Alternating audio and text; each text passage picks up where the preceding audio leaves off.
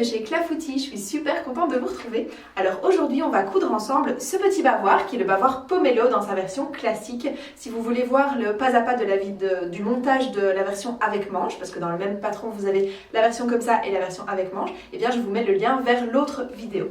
Alors aujourd'hui on va le coudre en coton et en coton enduit, vous allez voir c'est super simple, on se retrouve à la table de découpe.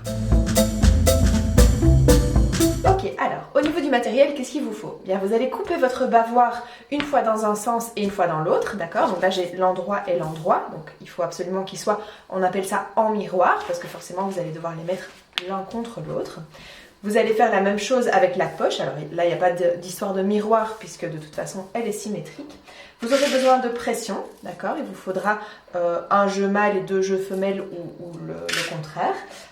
Une pince pression évidemment, et alors si votre tissu le demande, alors ici c'est pas vraiment le cas, je vais vous expliquer pourquoi, vous pouvez utiliser du thermocollant. Le thermocollant ça va permettre, on va le thermocoller ici comme ça sur l'envers, ça va permettre de renforcer le tissu pour ne pas que à force de déclipser les pressions, et bien le tissu s'abîme. Alors ici bon, voilà, j'ai des cotons assez résistants, ça c'est du coton enduit donc ça l'est encore plus.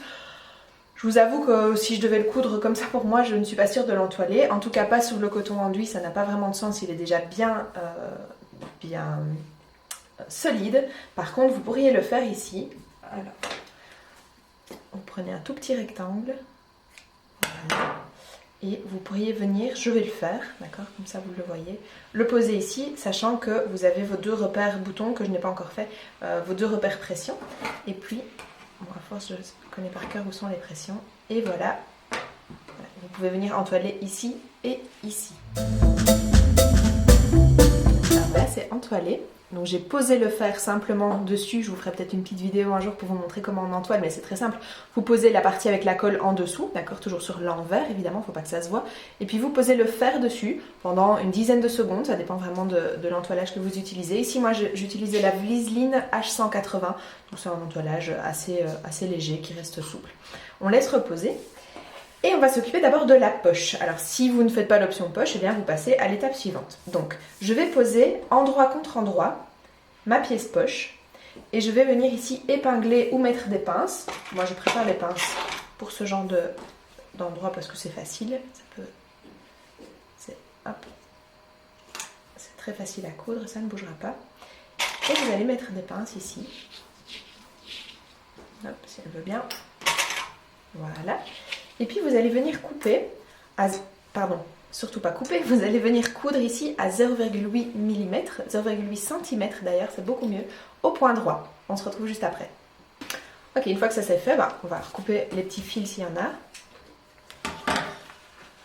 Et vous allez ouvrir, d'accord, et venir ici retourner la poche. Et on va ici passer avec le fer à repasser pour que ça reste bien droit. Une fois que c'est repassé, vous allez passer à la machine et ça je vais vous montrer, faire une surpiqûre ici à environ 3 mm du bord. J'ai donc repassé ici, c'est absolument nécessaire, sinon ça sera très difficile d'avoir une jolie surpiqûre.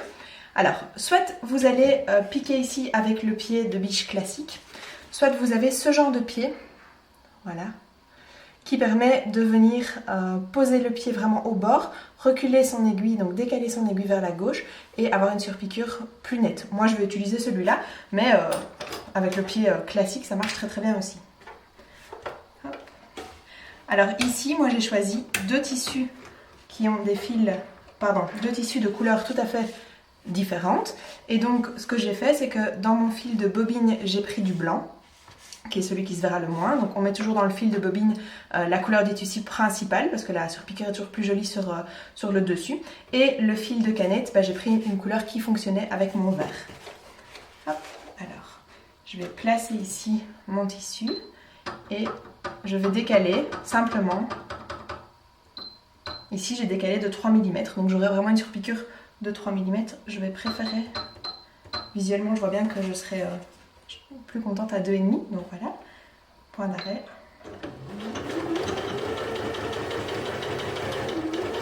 Donc l'avantage de ce pied, c'est que je vais garder mon tissu contre la petite languette ici, et puis du coup, je suis sûre d'aller bien droit.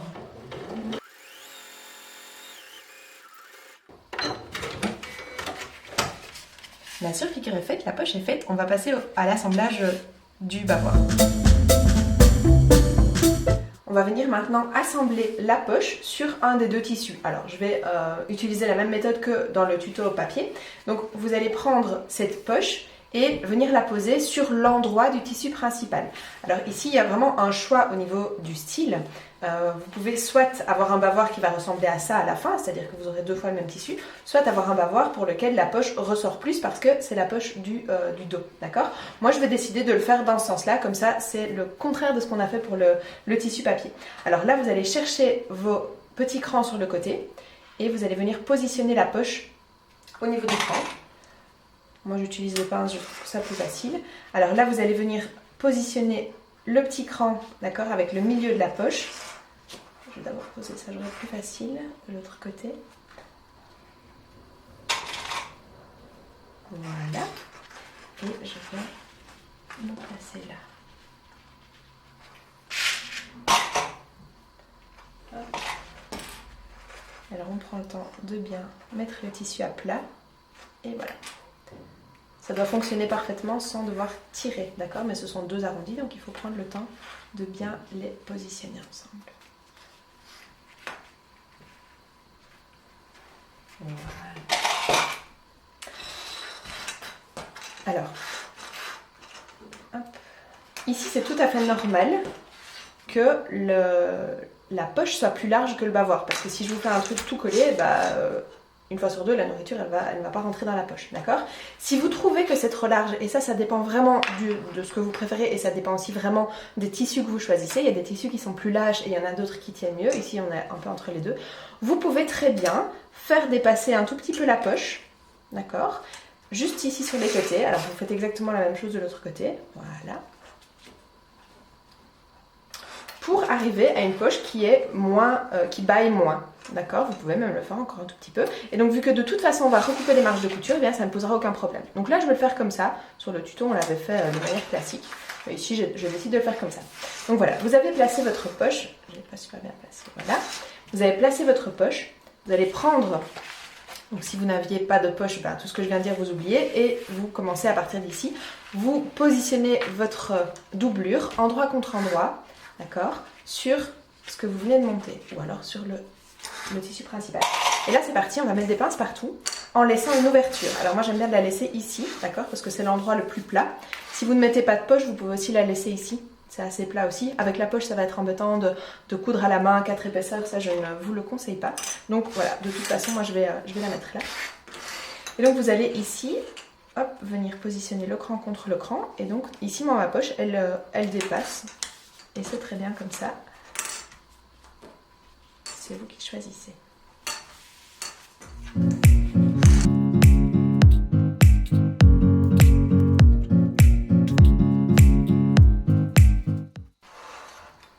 Et là, vous réutilisez les pinces que vous avez déjà utilisées.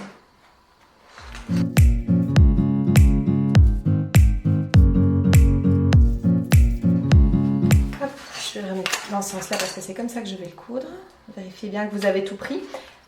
Ici, soit vous mettez par exemple deux pinces, ça c'est une possibilité, il y en a qui font ça pour se rappeler de ah oui, je dois commencer là et je dois arrêter là. Ok, c'est une possibilité. Moi j'aime encore bien de simplement marquer. Donc je vais laisser une ouverture entre là et là. Voilà, je l'ai marqué comme ça, donc c'est vraiment comme vous le voulez. Donc du coup je n'ai plus besoin de ça. On va venir coudre ici, d'accord, à l'une des deux extrémités, à 8 mm, tout autour. Tout là, voilà, en un coup, et on s'arrête là. Attention à bien faire un point d'arrêt, donc partir en arrière et puis repartir en avant ici et ici, parce que ce sera beaucoup plus facile, vous n'allez pas casser la couture en retournant l'ouvrage juste après. Je vous montre ça. Donc je démarre ici, à mon point de repère. Je vais recentrer mon aiguille pour bien coudre à 8 mm. Hop, alors moi je fais toujours un point d'arrêt en faisant avant, arrière, avant. Il y en a qui partent d'abord vers l'arrière et puis qui repartent vers l'avant.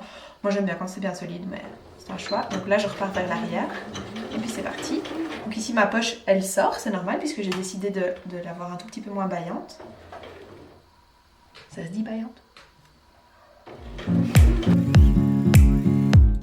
N'hésitez pas pas bien aplatir. Si jamais vous vous retrouvez dans un arrondi comme ça et que vous trouvez que vous n'arrivez pas à faire glisser le tissu assez, quand votre aiguille est plantée vers le bas, il n'y a aucun souci à lever votre pied de biche et à tourner votre tissu. Alors pas hyper fort comme ça, sinon vous allez créer un angle, mais un petit peu, ça peut vraiment vous aider, surtout quand les tissus ne glissent pas bien. Ou quand on a des arrondis très très forts comme on va voir tout à l'heure.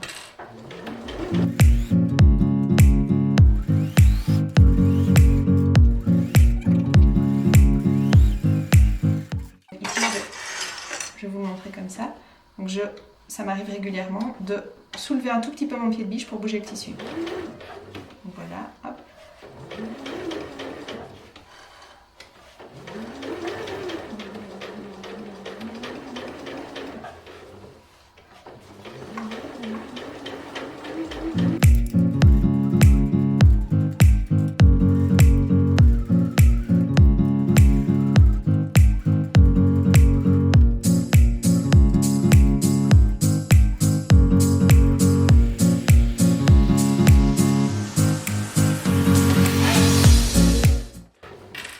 Ok, et là on va jusqu'au repère.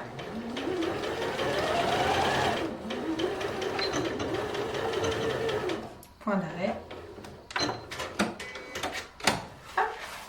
On vérifie que tout a bien été pris. Alors ce qu'on va faire maintenant, c'est qu'on va venir recouper les marges de couture partout, sauf au niveau de l'ouverture. Donc vous commencez comme ça en biais, vous faites tout le tour. Moi je recoupe à 2-3 mm. Attention si vous avez des tissus fragiles, donc des tissus qui s'effilochent très facilement ou des tissus de type éponge, ce sont des bavoirs que vous allez laver très très souvent et donc vaut mieux laisser un tout petit peu plus, donc 3-4 mm.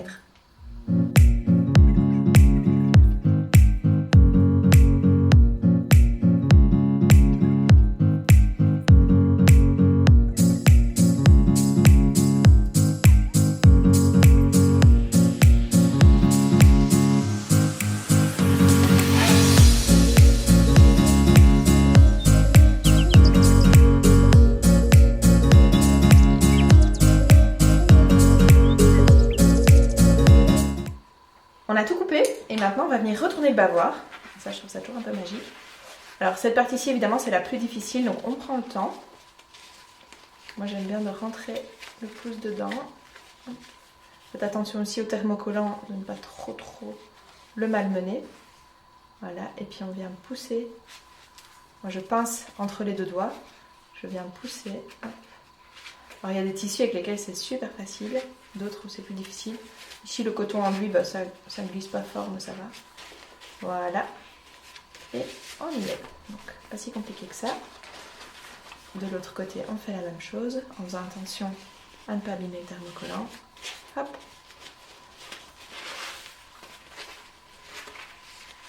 Et voilà l'intérêt des points d'arrêt ici. Si vous ne les aviez pas, la couture se déchirerait.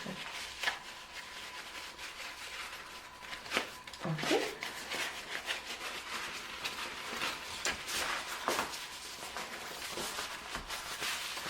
Voilà. Et donc on va utiliser, alors moi j'utilise ce pinceau. Vous pourriez utiliser une baguette asiatique ou vous pourriez utiliser, il y a un outil en couture, je sais plus son nom, mais je sais pas trop à quoi ça sert de racheter quelque chose alors qu'on a normalement tous un pinceau à la maison.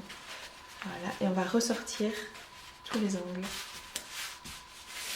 Et surtout, évidemment, à ce niveau-ci. Donc ici, on a recoupé la marge de couture pour ne pas avoir de petits plis, donc vous ne devez pas en avoir une fois que c'est repassé. Là.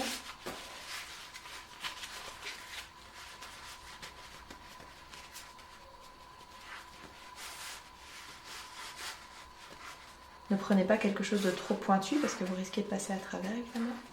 Je trouve que ce petit pinceau, c'est vraiment pratique. Voilà. Et maintenant, on va aller repasser ça, d'accord? Et vous allez voir que tous les petits plis ici vont s'enlever. Et en repassant, eh bien, on va rentrer ici sur 8 mm chacun des tissus au niveau de l'ouverture. Et on va épingler. Donc je repasse et je vous montre ce que ça donne. J'ai donc tout repassé. Et ici, j'ai utilisé 3 petites épingles pour maintenir le côté. Alors, il y a deux façons de le faire, il y a deux écoles. soit vous fermez l'ouverture qui reste ici à la main, donc vous n'avez pas besoin de ces petites épingles et vous venez faire un point invisible. C'est la façon la plus propre et la plus classique de le faire. Mais de toute façon, puisqu'on a une marge de 8 mm et qu'on va venir faire une surpiqûre à environ 2-3 mm, j'avoue que je vois pas trop l'intérêt de s'ennuyer avec ça. Et donc moi je passe cette étape-là, en tout cas pour ce genre de projet, et je vais tout de suite faire la surpiqûre. Alors la surpiqûre, ici on en a déjà une, hein. Donc on va démarrer ici, donc juste au-dessus de la poche. On va faire tout le tour comme ça. Tac, tac, tac, tac, tac. Et on va s'arrêter ici. D'accord? Parce que si vous faites une surpiqûre là, ça va être bizarre, la poche elle va être vraiment coincée. Faites toujours la surpiqûre avec le tissu principal sur le dessus. Je vous montre à la machine.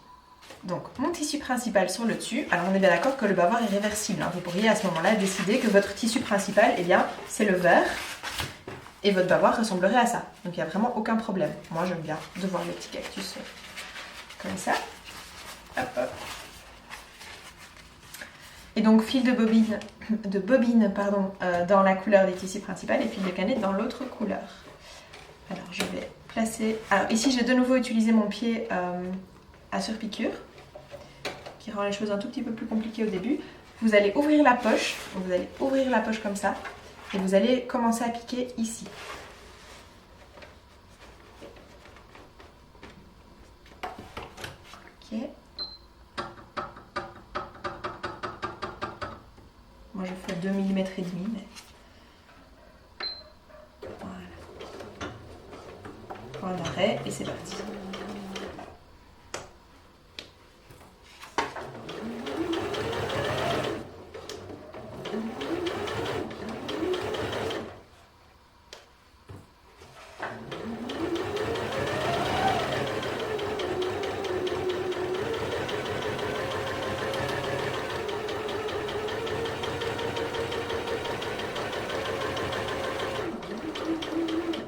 Alors, une chose que je n'ai pas dite et que je n'ai pas faite ici, mais je vais le faire, c'est qu'en fait, une surpiqûre est toujours plus jolie si on allonge un petit peu le point. Donc ici, je vais prendre un point de longueur de 3 mm. J'aurais dû le faire tout à l'heure, j'ai oublié, mais c'est pas très grave.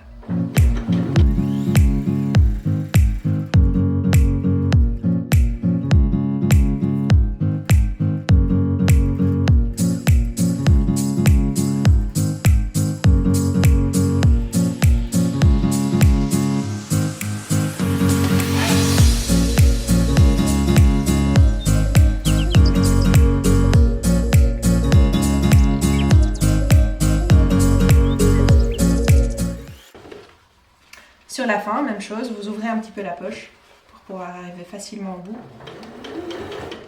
Surtout moi ici avec ce pied-là, je suis un tout petit peu plus bloquée. Point d'arrêt. Et c'est terminé, vous avez une jolie surpiqûre sur le fond. Maintenant, il va rester à mettre les pressions. Alors si vous n'avez encore jamais posé de pression, je vous invite à aller voir la vidéo. J'ai fait une vidéo complète sur la pose de pression, aussi bien en plastique qu'en métal. Donc ici je vais le faire avec un peu moins d'explication, mais donc je vais faire le trou à l'emplacement des pressions.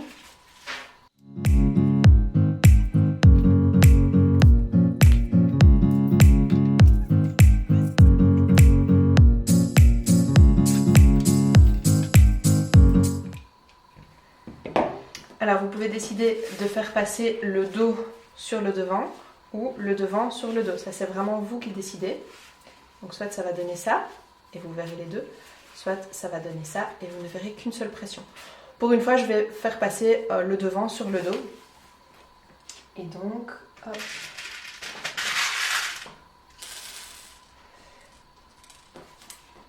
Je prends ma pression, je la mets dedans. Ici je prends le côté mâle. C'est celui que je trouve le moins joli sur ces pressions-là, donc celui qu'on ne verra pas, puisque ça, on le verra un petit peu plus. Je viens pincer tout ça. Hop, et c'est déjà posé. Pareil pour ce côté-ci, donc je vais reprendre une pression que je vais poser derrière, d'accord, parce que ça va faire comme ça. Le côté femelle, évidemment, attention à ne pas vous tromper. Et voilà, ma petite gomme, elle s'en va souvent. Hop. De deux. Et je fais la même chose pour le troisième. Vous pouvez aussi utiliser des pressions de couleurs différentes tant que vous utilisez forcément le même modèle. Alors, je n'ai pas de femelle ici. Voilà.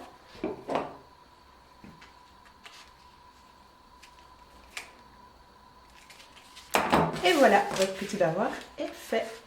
Hop, pour un tout petit bébé. Et puis vous allez pouvoir l'utiliser un peu plus longtemps. Comme ceci. Et voilà, vous avez vu, c'est super simple. Alors il est évidemment réversible comme on l'avait dit. Hop, hop, hop. Et voilà, vous l'avez dans l'autre sens. N'hésitez pas à vous abonner à la page, n'hésitez pas à commenter, à liker, etc., etc., etc. Vous savez comment ça fonctionne, ça nous fait toujours vraiment plaisir. Et je vous retrouve bientôt pour une prochaine vidéo. Au revoir!